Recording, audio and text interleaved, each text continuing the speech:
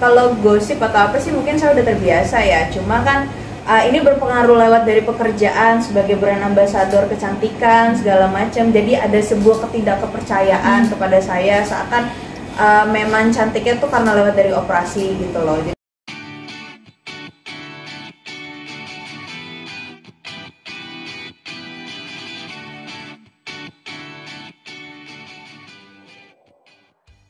Jadi saya ingin meluruskan juga, jadi untuk beberapa brand yang bekerja sama supaya tidak berpikiran yang macam-macam. That's why, tapi mereka tahu kalau saya melakukan treatment dan itu sangat wajar sekali untuk treatment di bagian luar, tapi bukan treatment yang kayak sampai operasi. Itu aja sih, cuma penjelasan kayak gitu aja supaya orang-orang di luar sana juga tahu dimana semua orang tuh mukanya bisa berubah ketika melakukan ada penurunan berat badan yang cukup lumayan drastis, apalagi dibantu dengan treatment supaya untuk mengencangkan atau segala macam. Dan mungkin lewat dari efek makeup, tergantung occasionalnya kemana. Kayak waktu itu kemarin saya sempat ada premiere, ada beberapa pekerjaan yang penting dan diharuskan makeupnya bold, pasti ada perubahan di sana tergantung yang makeupnya siapa. Jadi berarti bagus. Dari Kamanda sendiri, teman-teman selebriti yang lain melakukan operasi ya, tapi kan itu sebenarnya hak mereka ya. Tapi seorang Manda Munup ini kayaknya tetap anti operasi. Kenapa sih Manda sendiri nggak mau atau takut atau seperti apa?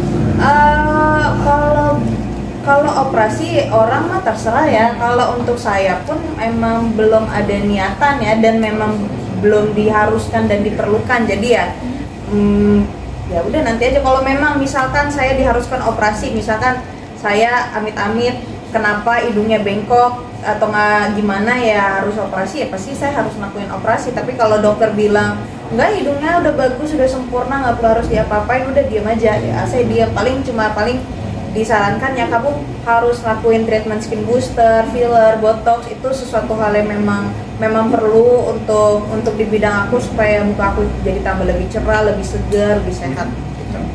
Manda, triggernya apa sih Kak? Mungkin triggernya waktu itu perubahan ini terjadi gitu. Awalnya kenapa ada kurang percaya diri mungkin, berat badannya saat itu seperti apa?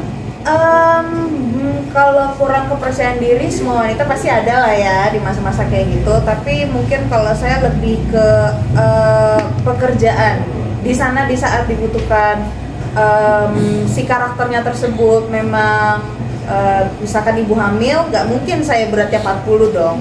Pasti harus terlihat lebih weight dulu, lebih gendut dulu supaya lebih memasukin karakter. Ketika ceritanya itu udah selesai, saya diharuskan untuk menjadi anak remaja muda lagi, ya memang saya harus turun. Tapi ya pasti prosesnya lama, dimana juga kayak pekerjaan saya juga mengikuti prosesnya seperti apa. Kamanda sendiri mungkin penurunan berat badannya kan ada 10 kilo, nah gimana, mungkin perjalanan susah nggak sih? Jangan sedih, nggak usah ditanya.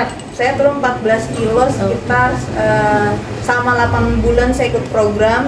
Saya lewat dari dokter gizi, lewat dari dokter Loki, Derma Pro SF, suntik, makannya diatur, terus habis itu ada minum obat juga ya dok ya, olahraga, nggak makan malam, intermittent, terus jadi ada beberapa hal yang bikin jadi sebenarnya stres kalau ya memang tipenya orang suka jajan terus nggak boleh jajan, jadi pasti ada penolakan badan kayak gitu. Tapi saya menikmati prosesnya dan saya juga menikmati hasilnya. Berapa lama Kak? Proses 8 bulan itu secara maintenance untuk benar-benar menurunkan selama 14 kilo. Sekarang udah setahun, jadi berat badan saya udah stuck di situ aja gitu. Masih mau ada paket skincare juga nggak sih untuk melengkapi treatment ini? Gimana perawatannya? Kalau pakai skincare atau segala macam, aku pasti ke dokter Rocky. Nanti dokter Rocky yang tinggal menyarankan ya treatmentnya apa, perawatannya seperti apa. Jadi aku mempercayakan semuanya memang lewat dari dokter Rocky dari Derma Pro SF. Nah, peralatan ini dari mana sih kalau boleh tahu? Dari Eropa. Kita teknologinya ya, ngomongnya kita dari Eropa, teknologinya kayak gini ya, emang kita datangkan dari luar ya, makanya itu juga udah tadi saya bilang udah cukup lama kita datangkan itu, makanya jadi kita juga udah lumayan aset lah ya. Jadi alatnya emang bagus sih emang. Jadi kan selama ini orang tadi saya bilang cuma laser ya itu aja kan, kita suatu teknologi laser yang hasilnya itu beda, bukan yang seperti yang kalau tempat lain cuma yang kulit, kita bahkan bisa dibawa kulit.